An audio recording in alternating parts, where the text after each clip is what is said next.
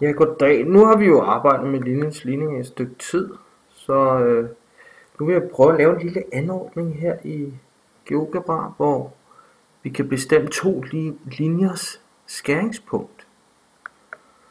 Og først laver jeg lige en linje her. Der laver jeg en skyder heroppe.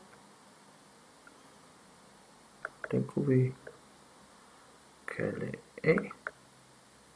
Og vi lader den køre fra minus 5 til 5 bare for at starte. Så laver vi en skyder nede under os her, den kalder vi B.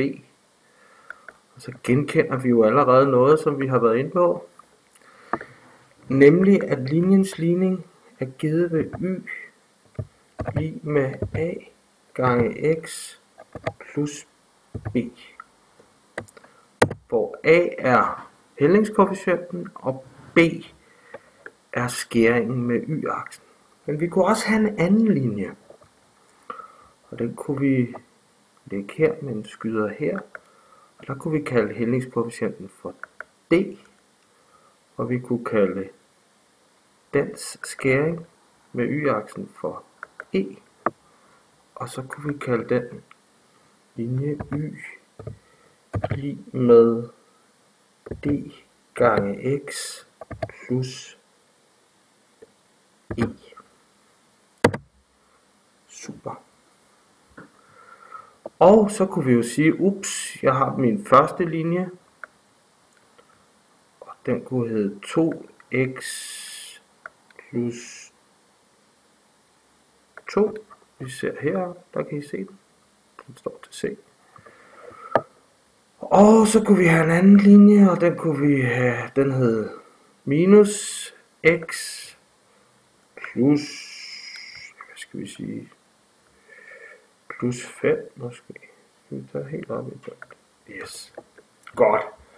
Så kan vi se, at skæringen i hvert fald er minus 1,4. Men det kunne være sjovt, hvis vi kunne lave en anordning, der altid bare bestemte skæringspunkter. Det kan jeg gøre her ved at lave, gå ind her og sætte et skæringspunkt i der. Bum. Så vil den være knyttet til. Og nu kan jeg for eksempel, nu laver jeg lige ged i det der. Jeg skal lige herover, tak. Så skal vi lige den der væk her. Og kan I se, at den følger linjen. Så hvis jeg nu havde en linje her, der hed minus 3x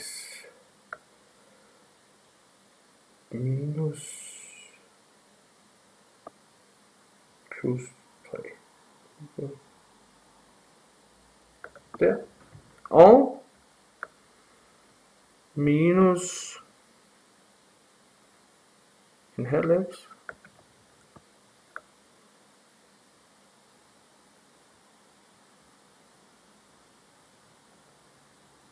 minus 2. Så kan jeg se her skæringen imellem de to linjer, der hedder minus 3x plus 3, og den linje, der hedder minus en halv x minus 2, det er 2, minus 3, eller det står også lige der. Godt. Så man bestemmer bare her de to linjers hældningskoefficienter. Det koster den her mærkelig en her. 0,3x plus 0,8.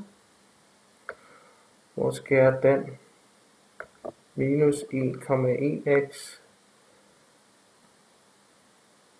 minus 1. Det gør den i minus 1,46, 0,36. Der. Sådan. Tak for i dag.